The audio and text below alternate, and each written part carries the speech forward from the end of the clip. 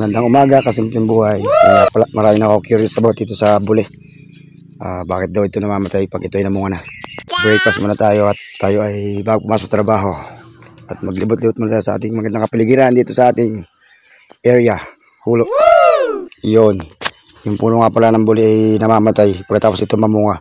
Dahil ito ay monocarpic. Ibig sabihin, minsan lang siya mamunga sa buong buhay niya. Karaniwan siyang tumatagal ng 15 to 20 years, sabi nga nila, bago ito mamunga. Pagkatapos niya mamunga, unti-unti na siyang mamatay. Hirap pagpatuyo ko yung araw.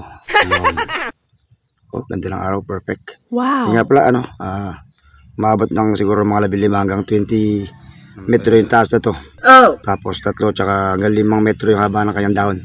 Tapos yung diameter ng kanyang katawan niyakap ko kanina. Mga nasa 30 to 50 centimeter. What? Yan ang depollate yung mga yung mga bunga at buto, bulaklak at dahon. Ayan. Aha. Karaniwang katutubo to sa Pilipinas yung buli nga daw. Oh.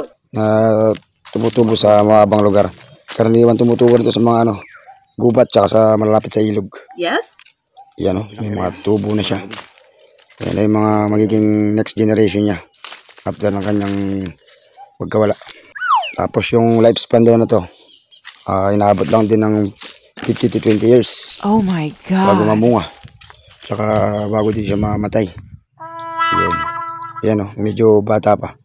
Siguro mga lang to. Mga nasa kulang 10 years. Tapos marami din nga pala siyang binubunga. Wala hanggang 15 kumpul daw, sabi. Saka kumulang na 80 pirasong bunga. So, kung tutusin, nagbubunga siya ng 8 hanggang 10 kaban na prutas. At syempre yung kanyang bulaklak, milyon yun, napakarami, milyon bulaklak, tapos magiging bunga at magkakaroon ng mga seeds. Tapos nagtatanong, nga pala, edible nga pala ito, nakakain. Meron siya matigas na balat, hiwain lang, iba niluluto, tapos nakukuluan, lalagyan ng asukal. Tapos meron din nga pala siyang mayaman siya sa mga macro at saka micro elements na nutrients, na nandyan. Yan, gaya ng calcium, iron, magnesium, potassium, vitamin A, phosphorus, at copper. Daming daming nutrients pala. Tsaka bukod dito sa sa bunga niya, nakakain din yung ubod niya. What? Yung palm heart, yung tatawagin, ubod. Yan pwede na itong itanim sa susunod. Tsaka napakarami niyang binhi. Kung gusto niyo mga dito, marami sa area namin. Yes. Kaya nyo magtanim. Kaso hintay kayo ng 15 to 20 years bago mamunga. Yan, ito na yung seeds na mag next generation niya para sa susunod na pagpaparami niya. Di ba? Ikot-ikot ka lang sa isang area. Makagawa ka na ng maliit na content mo. Kahit nakatamad na mag-content. Flex ko nga lang yung masipag kong tropa sa Pinonoy. Wow.